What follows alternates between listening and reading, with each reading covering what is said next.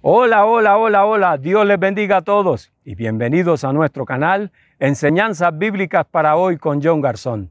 Quiero invitarte a que te suscribas a nuestro canal y le des clic a la campanita para que cada vez que subamos un video, YouTube te lo haga saber y puedas verlo. Ahora vamos a la tercera parte de nuestra enseñanza bíblica titulada ¿Dónde está la iglesia de ayer? Continuemos.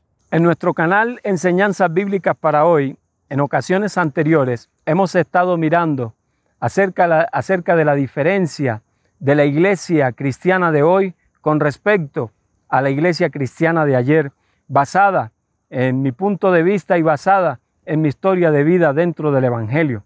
Y ya hemos visto acerca de la diferencia de la iglesia cristiana de ayer con la de hoy con respecto a los saludos al llegar a la iglesia, a nuestros cultos.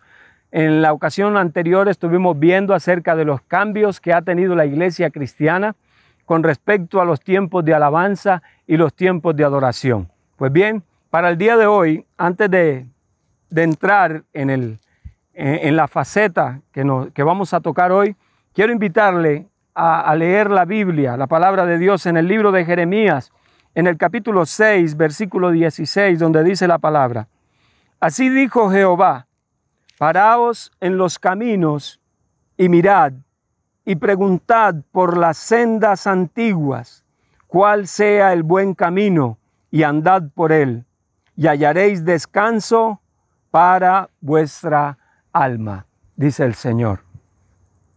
Uno de los cambios que más noto en la iglesia cristiana de hoy, basado en las iglesias que estuve asistiendo, que estuve visitando al llegar a esta ciudad de nuevo, luego de 35 años de haber conocido del Señor en tiempo atrás. Uno de los grandes cambios tiene que ver con lo que se predica. Si hay algo donde veo un cambio marcado, es en los temas que hoy en día se le predican a la congregación, se le predican a la iglesia, con relación a los tiempos de ayer. Yo recuerdo que cuando en aquellas iglesias de hace 30, 35, 40 años atrás se predicaba, el evangelio era la predicación era una predicación punzante. Era una predicación que en su mayoría era fuerte, que confrontaba. Casi siempre se hablaba de santidad. Casi siempre lo que se predicaba era la forma de cómo el creyente podía ser mejor, de cómo el creyente podía ser cada día más santo. Cada vez que llegaba alguna visita, alguna persona nueva a nuestros cultos, siempre el mensaje era dirigido para que esa persona conociera de Cristo y lógicamente al terminar la predicación esta persona aceptara a Cristo como Salvador.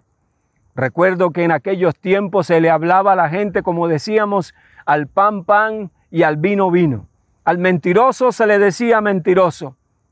Al alcohólico se le decía que tenía que dejar el alcohol. Al fornicario se le enseñaba y se le exhortaba que tenía que dejar la fornicación. Al idólatra se le hablaba acerca de los peligros y acerca de lo pecaminoso que era adorar a otros dioses. Hoy la iglesia cristiana ha cambiado en su manera de predicar. Y en la ocasión pasada estuvimos hablando de que la iglesia cristiana hoy en día, las congregaciones se han multiplicado, que los asistentes a nuestros cultos han aumentado. Y una de las razones que creo yo que ha llevado a que las iglesias cristianas hayan crecido en número al sol de hoy es porque el mensaje ha cambiado. Porque hoy en día ya se le predica suave a la gente. Hoy los líderes, los pastores tratan de no confrontar a la gente con el pecado para que de esta manera la persona no deje de asistir y para que de esta manera en muchas ocasiones esa persona siga engruesando nuestro orgulloso número de asistentes de nuestra iglesia, porque hoy nos sentimos vanagloriosos y nos sentimos altivos cuando podemos mostrar a otros pastores que nuestras iglesias son grandes, que ya no son iglesias de 500 o 600 creyentes, sino que son iglesias de miles de creyentes.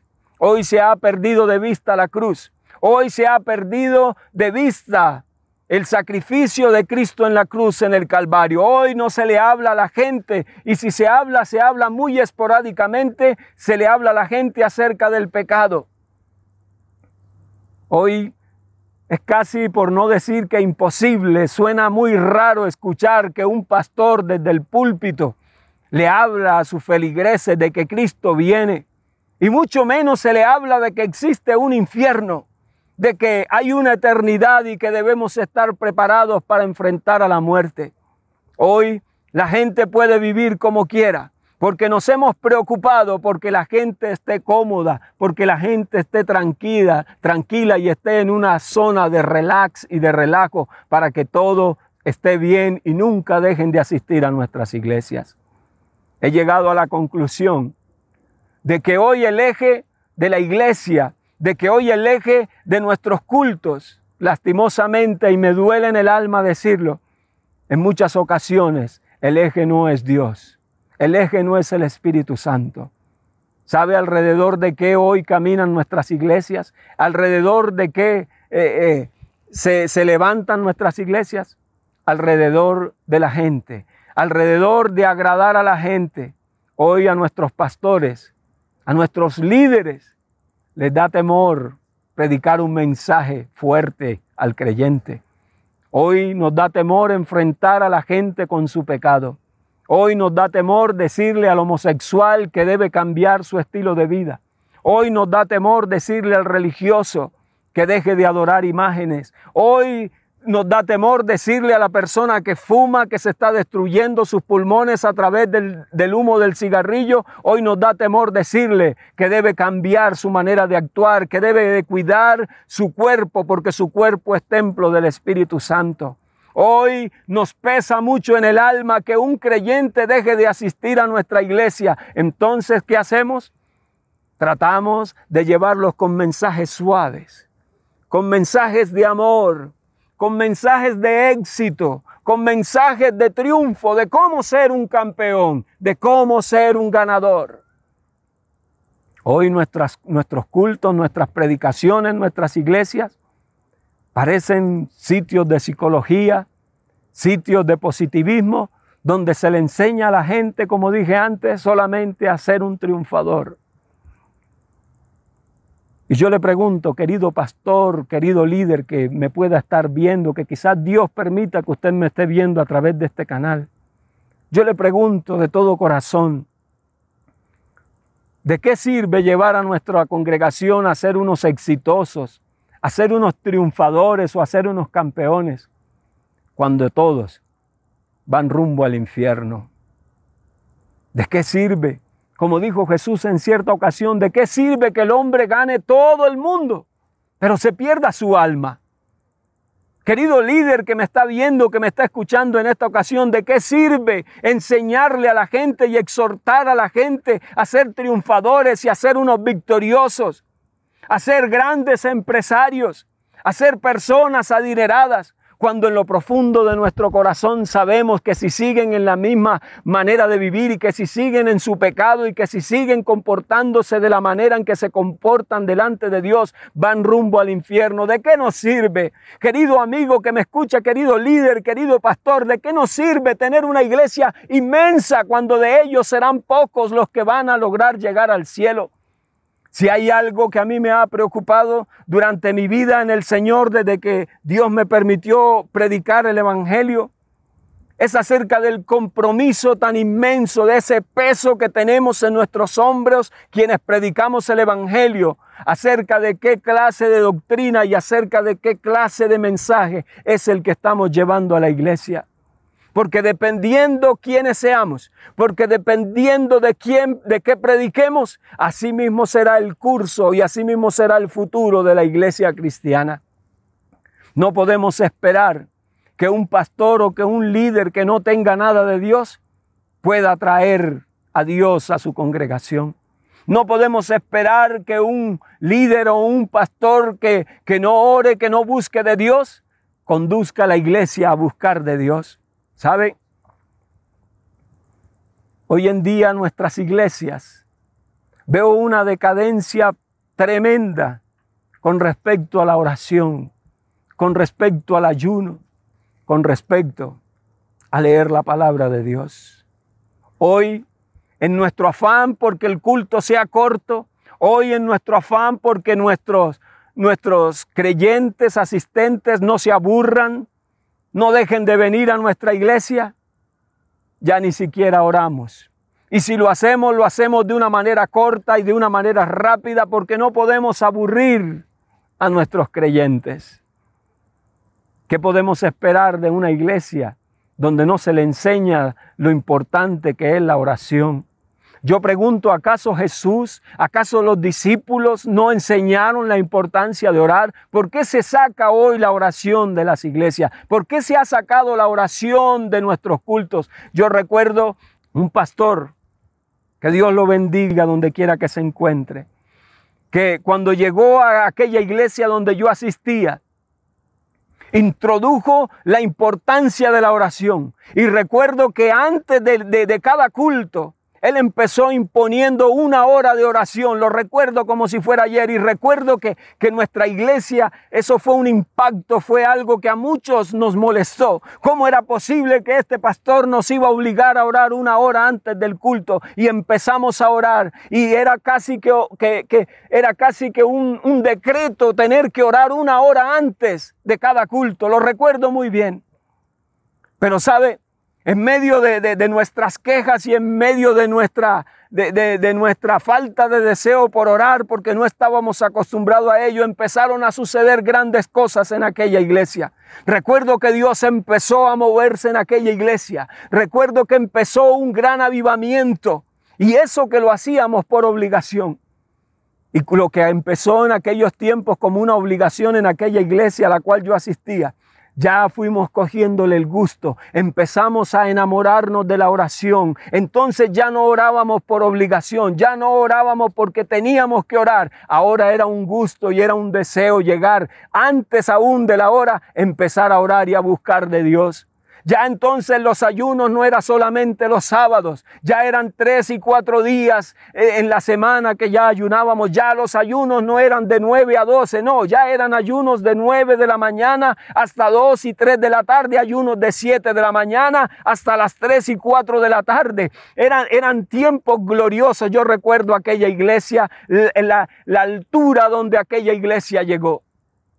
Recuerdo la manera como esa iglesia empezó a ser transformada, cómo Dios empezó a cambiar el corazón de cada persona que iba llegando. Recuerdo cómo aquella iglesia entró en un avivamiento poderoso, cómo muchas almas empezaron a llegar a los pies de Jesucristo, porque cuando la iglesia ora, porque cuando la iglesia busca de Dios, Dios se hace presente. La palabra del Señor nos dice: clama a mí, yo te responderé y te enseñaré cosas grandes y ocultas que tú no conoces. Querido pastor de la iglesia de hoy, lo que necesitamos no es mucha elocuencia al predicar. Lo que necesitamos no son sermones muy bien preparados. Lo que necesitamos hoy no son mensajes de éxito. Lo único que hoy la iglesia necesita es a Dios presente en cada culto. Es que la iglesia hoy busque de Dios como nunca la ha buscado. Es que de nuevo nos volvamos a la oración. Lo que la iglesia necesita hoy es que nos volvamos al ayuno. Es que nos volvamos al quebrantamiento de espíritu y busquemos al Dios del cielo como hace tiempo no lo buscamos.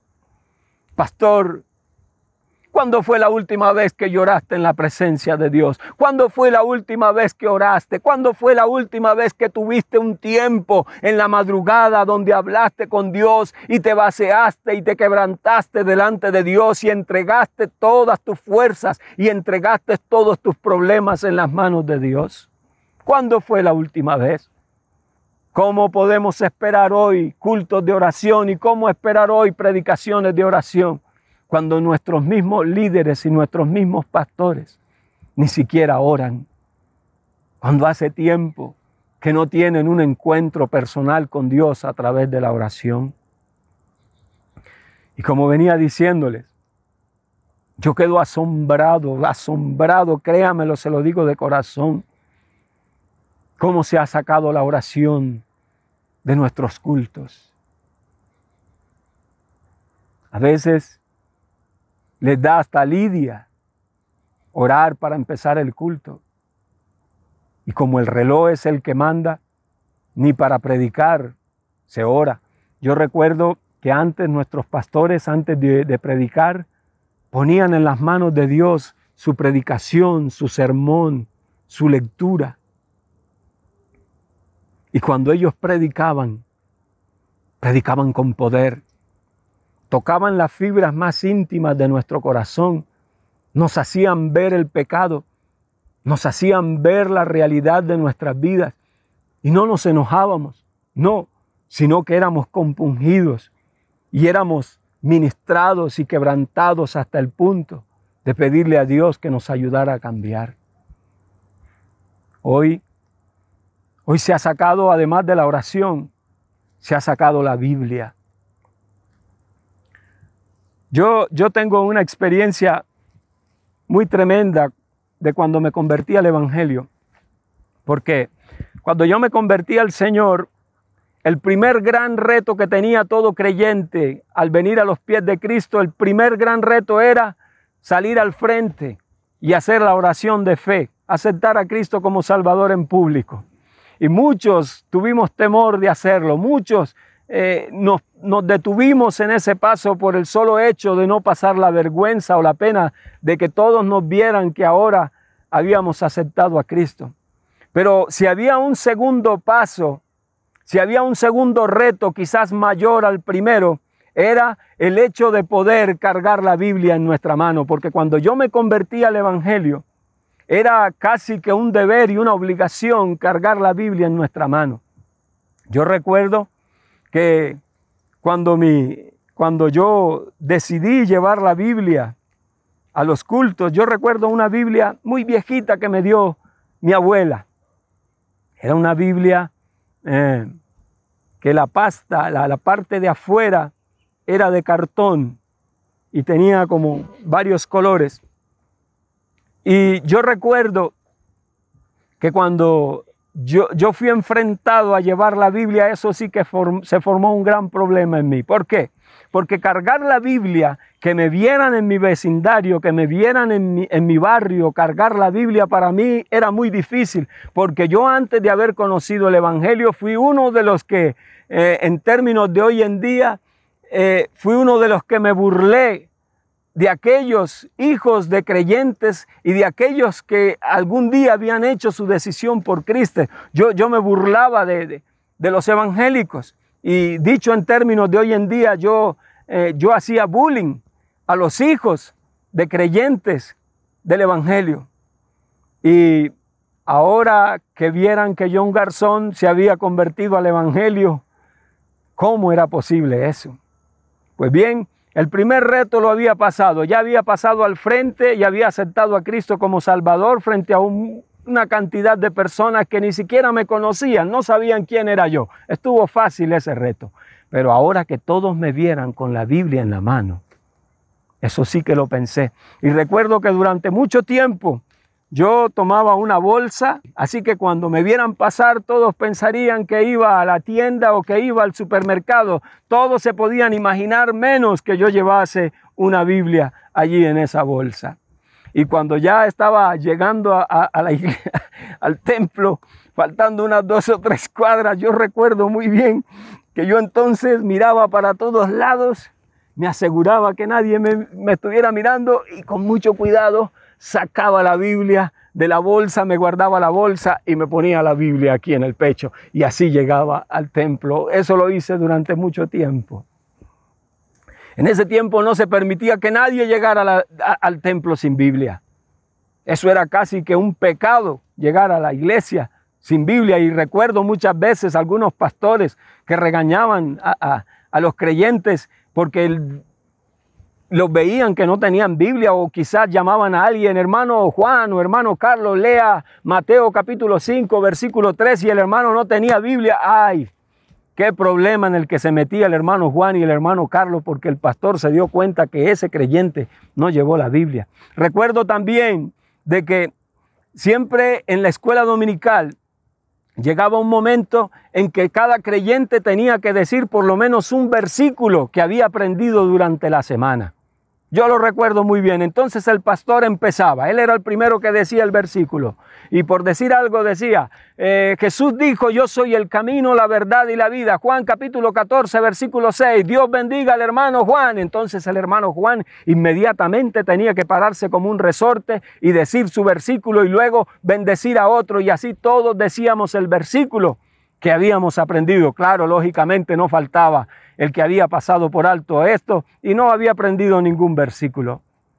También recuerdo en aquella iglesia donde estuve durante un tiempo, en aquel pueblo, recuerdo que el pastor en determinado momento en la escuela dominical nos ponía a leer dentro del mismo culto, nos ponía a leer hasta 3, 5, 7 capítulos de la Biblia. Recuerdo que en un ayuno nos puso a leer todo un libro o toda una carta paulina de la Biblia en medio del culto. No había afán de nada, porque aquel pastor había entendido que la base y el fundamento del cristianismo, que la base y el fundamento del evangelio es la palabra de Dios. Querido creyente que me está escuchando, usted que es nuevo en el evangelio, usted que hace pocos años o hace pocos días o hace pocos meses está asistiendo a una iglesia cristiana, mire, déjeme decirle, el fundamento del evangelio es la palabra de Dios. Porque como líderes o como pastores podemos predicar con mucha elocuencia y podemos hablar muy bonito y podemos dar mensajes de positivismo y podemos inyectar mucha esperanza y mucha fuerza a nuestros creyentes, pero todo eso se lo llevará el viento, todo eso se lo llevará el primer problema que enfrentes en tu vida, pero la palabra de Dios esa permanece para siempre. La palabra del Señor nos dice de que cielo y tierra pasará, pero la palabra de Dios no pasará jamás. Decía el salmista, lámpara es a mis pies tu palabra y lumbrera a mi camino. ¿De qué estamos hablando hoy a nuestras iglesias? ¿De qué le estamos predicando hoy a nuestros creyentes? ¿De películas? ¿De novelas? ¿De libros? Se ven muy bonitos, se oye muy hermoso, pero no es lo que va a lograr cambiar el corazón del hombre. Porque la palabra de Dios dice que ella es como martillo que revienta la roca, que revienta la piedra. Y así como el martillo revienta la piedra, revientará nuestro duro corazón y nos hará ver a través de ella, Dios nos hará ver en qué estamos mal y en qué estamos bien. Es a través de la palabra que como un espejo actúa en nosotros que nos vamos a ver realmente cuál es nuestra condición delante de Dios. Hoy necesitamos más que mensajes positivistas, más que mensajes de liderazgo y de éxito, necesitamos palabra que nos confronte con el pecado, que nos haga ver las verdades más profundas del evangelio, tales como el infierno, tales como el cielo, como Dios, como el diablo, como el pecado, como la regeneración, como el nuevo nacimiento. Temas que para muchos de seguro son temas desconocidos y que quizás a través de mí los están escuchando. ¿Sabe por qué? Porque hoy por agradar a la gente, porque hoy por agradar a los hombres, no se habla de lo que realmente el creyente necesita. Pastor que me escucha, ¿cuándo fue la última vez que le hablaste a tu congregación acerca del infierno? ¿Cuándo fue la última vez que le hablaste a tu iglesia de la importancia de ser santos? ¿Cuándo fue la última vez que confrontaste al fornicario para que deje la fornicación? ¿Cuándo fue la última vez que confrontaste a la persona que asiste a los eventos de brujería y a los eventos de buena suerte? ¿Cuándo fue la última vez que lo enfrentaste para que aprendiera a depender de la voluntad de Dios? ¿Cuándo fue la última vez, querido pastor, que le dijiste al mentiroso que era necesario dejar la mentira?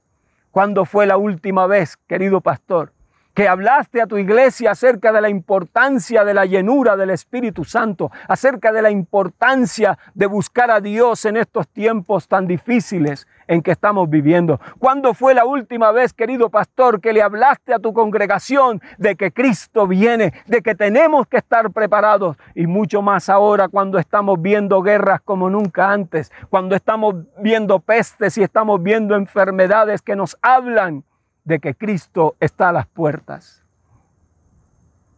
Querido pastor, ¿qué podemos hacer cuando lleguemos a la presencia de Dios? Y querramos impresionar a Dios mostrando cuánta cantidad de gente asistía a nuestra iglesia, pero que fueron conducidos por el camino del error y de la mentira.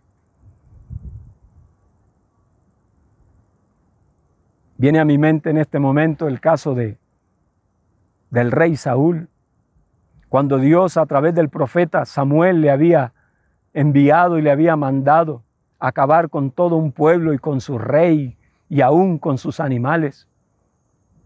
Y cuenta la palabra del Señor que cuando Samuel volvió a encontrarse con Saúl, y Saúl fue todo contento a recibirlo y a contarle cuán grandes cosas habían hecho en la guerra y cómo ellos habían obtenido la victoria, dice la palabra que el profeta Samuel lo detuvo y le dijo: espera un momento.